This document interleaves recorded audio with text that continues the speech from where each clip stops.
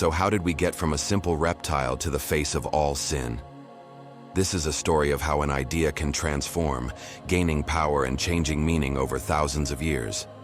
We're going to trace the evolution from a serpent in a garden to the arch-nemesis of God himself, following the clues through forgotten texts and shifting beliefs that rewrote the story of Eden.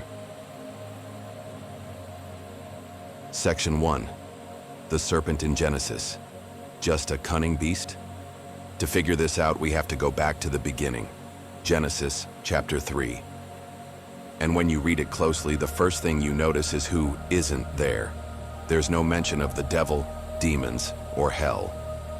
The story just introduces a creature called the Nachash in Hebrew. The text says, "Now the Nachash was more arum than any beast of the field." Let's unpack those words.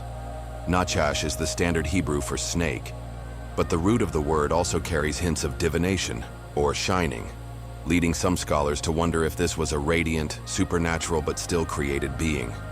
The other key word is arum, which gets translated as crafty or shrewd. It implies cleverness, not necessarily evil. In fact, the book of Proverbs uses the exact same word to praise a sensible person. But here's the really clever part. The verse right before this describes Adam and Eve as being naked, arumim, in Hebrew. It's a brilliant bit of wordplay, linking the human's vulnerable innocence to the serpent's worldly cunning.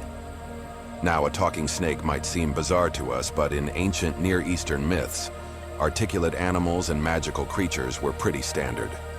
To the original audience, the serpent was one of God's creations, just a remarkably intelligent and chatty one.